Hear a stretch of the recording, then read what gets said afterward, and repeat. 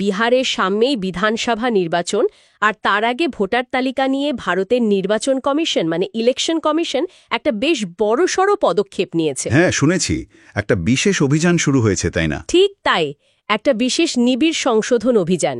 এতে কিন্তু সব ভোটারের জন্ম তারিখ আর যেটা নতুন সেটা হলো জন্মস্থানের প্রমাণ, এই দুটোই যাচাই করা হচ্ছে।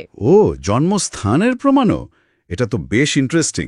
হ্যাঁ, আমাদের কাছে এই নিয়ে কিছু নিউজ রিপোর্ট আছে। তো আজ আমরা একটু গভীরে গিয়ে বোঝার চেষ্টা করব যে এই নতুন যাচাই প্রক্রিয়ার আসল মানেটা কি আর এর প্রভাব ঠিক কোথায় গিয়ে পড়তে পারে। অবশ্যই। মানে এতদিন তো শুধু বাসস্থানের প্রমাণ আর ধরুন বয়সের বা জন্ম তারিখের প্রমাণ দিলেই কাজ চলে যেত। একদম, সেটাই বলছিলাম। কিন্তু এখন এই জন্মস্থানের প্রমাণটা যোগ হওয়াতে অনেকেই ভাবছেন এটা কি ঘুরিয়ে নাগরিকত্ব যাচাই করার মতো একটা ব্যাপার হয়ে গেল। প্রশ্নটা ওঠা স্বাভাবিক, কারণ জন্মস্থানের প্রমাণ তো নাগরিকত্বের সাথেই বেশি জড়িত।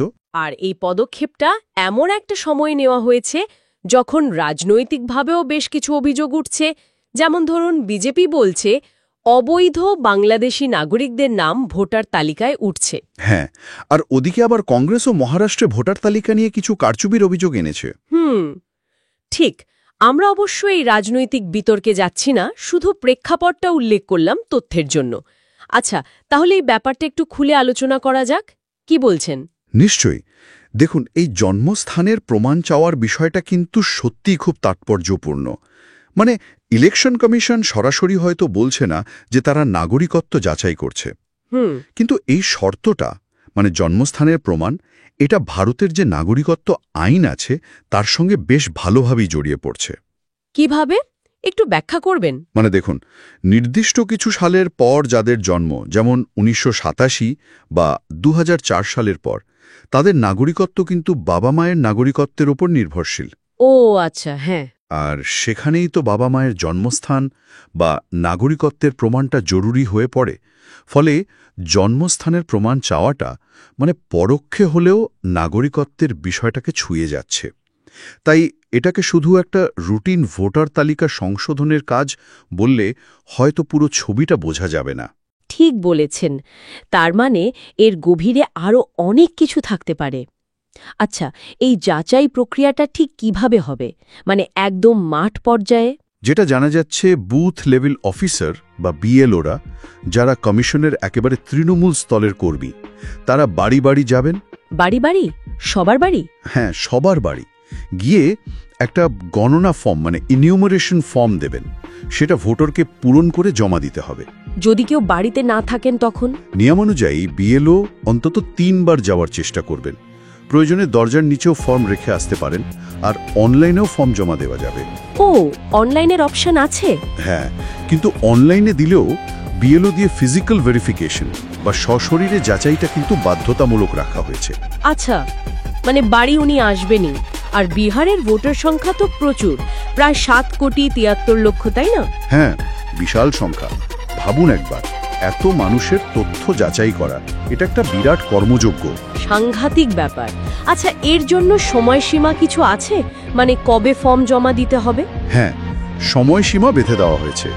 ফর্ম জমা দেওয়ার শেষ তারিখ হচ্ছে 26শে জুলাই 2025। 26শে জুলাই, আচ্ছা। তারপর খসড়া তালিকা বেরোবে 1 আগস্ট, আর চূড়ান্ত তালিকা প্রকাশ হবে 30শে সেপ্টেম্বর 2025। আর যদি কেউ এই ফর্ম জমা না দেন বা দিতে না পারেন? সেখানেই কিন্তু সমস্যা। নির্দেশিকায় বলা আছে, ফর্ম জমা না দিলে তালিকা থেকে নাম বাদও যেতে পারে। এটাই সবচেয়ে গুরুত্বপূর্ণ বিষয়। সর্বনাশ! তার মানে এটা খুবই জরুরি। আচ্ছা, এই ফর্মে কি কি কাগজপত্র বা নথি লাগবে? সবার জন্য কি একই নিয়ম? না, এখানেই বিষয়টা একটু জটিল। জন্মসাল অনুযায়ী কয়েকটা ভাগ করা হয়েছে। ও, কি রকম? যেমন ধরুন, যাদের জন্ম 1 জুলাই 1987 আগে, তাদের শুধু নিজের জন্ম তারিখ আর জন্মস্থানের প্রমাণ দিলেই হবে। আচ্ছা, এটা তুলনামূলক সহজ। হ্যাঁ, কিন্তু যাদের জন্ম 1 জুলাই 1987 থেকে 12 ডিসেম্বর 2004 মধ্যে, তাদের নিজের প্রমাণের সাথে বাবা বা মায়ের মধ্যে যে কোনো একজনের জন্ম তারিখ বা জন্মস্থানের প্রমাণও লাগবে। বাবা বা মায়ের? হ্যাঁ, যে কোনো একজন। কিন্তু যারা 12 ডিসেম্বর 2004 পরে জন্মেছেন, মানে একদম নতুন প্রজন্মের ভোটার যারা হবেন বা হয়েছেন, তাদের ক্ষেত্রে নিজের এবং বাবা মা উভয়েরই জন্ম তারিখ ও জন্মস্থানের প্রমাণ জমা দিতে হবে। দুজনেরই, বাবা এবং মা? হ্যাঁ, দুজনেরই। এখানেই তো বিষয়টা বেশ কঠিন হয়ে উঠছে, তাই না? সবার কাছে কি এত পুরনো নথি থাকবে? ঠিক।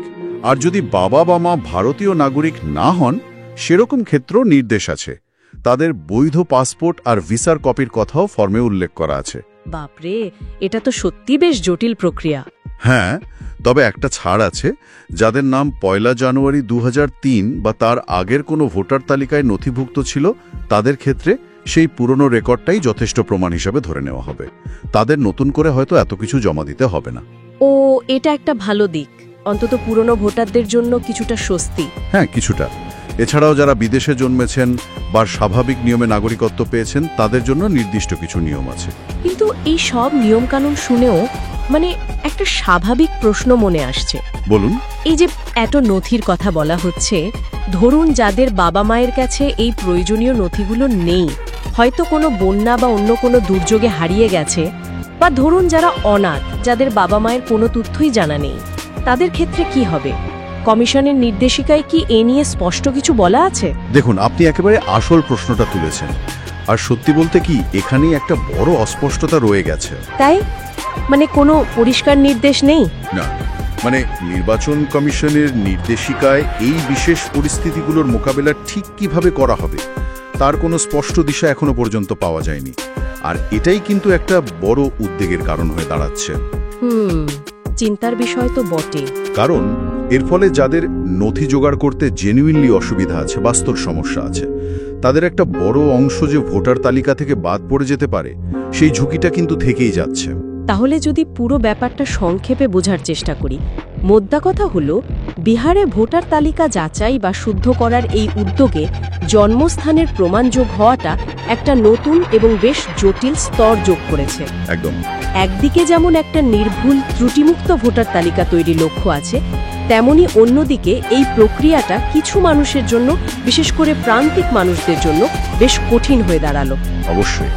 আর যদি আমরা এটিকে একটু বড় প্রেক্ষাপটে দেখি, বৃহত্তর চিত্রের সাথে মেলানোর চেষ্টা করি, তাহলে দেখতে পাবো যে পরিচিতি বা আইডেন্টিটি সেটা ক্রমশ নথি নির্ভর বা ডকুমেন্ট বেসড হয়ে পড়ছে। এই প্রক্রিয়াটা একদিকে যেমন স্বচ্ছতা বা নির্ভুলতা বাড়ানোর চেষ্টা করছে, তেমনি কিন্তু অন্যদিকে প্রান্তিক বা দুর্বল শ্রেণীর মানুষের অন্তর্ভুক্তির পথে, ইনক্লুশনের পথে নতুন বাধা তৈরি করার একটা সম্ভাবনাও রাখছে। তার তাদের বাদ পড়ার ঝুঁকি তৈরি হচ্ছে? হ্যাঁ, সেই ঝুঁকিটা তৈরি হচ্ছে। আর সেটা তো গণতন্ত্রের যে মূল ধারণা, সকলের অংশগ্রহণ, তার সঙ্গেই কিছুটা সাংঘর্ষিক হয়ে দাঁড়ায়। ঠিক বলেছেন। আর এখানেই হয়তো আমরা আজকের আলোচনাটা শেষ করতে পারি, কিন্তু একটা জরুরি প্রশ্ন রেখে যেতে চাই। বলুন। নির্বাচন কমিশনের লক্ষ্য নিঃসন্দেহে খুব ভালো, একটা নির্ভুল ভোটার তালিকা তৈরি করা। কিন্তু এই যে নতুন যাচাই প্রক্রিয়া, বিশেষ করে জন্মস্থানের প্রমাণের এই শর্ত, এটা সমাজের সবচেয়ে দুর্বল, সবচেয়ে অসুরক্ষিত কিছু মানুষের ভোটাধিকার প্রয়োগের ক্ষেত্রে কী ধরনের বাস্তব চ্যালেঞ্জ তৈরি করছে, যার সমাধান হয়তো কমিশনের ওই নিয়মকানুনের বইতে লেখা নেই। এটি একটা গুরুত্বপূর্ণ প্রশ্ন কিন্তু উত্থাপন করছে। এই নিয়মাবলীর বাইরে গিয়ে এই বাস্তব চ্যালেঞ্জগুলোর মোকাবেলা শেষ পর্যন্ত কিভাবে করা হবে, এর উত্তরটা কিন্তু এখনো অজানা। একদম। এই প্রশ্নটা নিয়ে ভাবার অবকাশ রইল।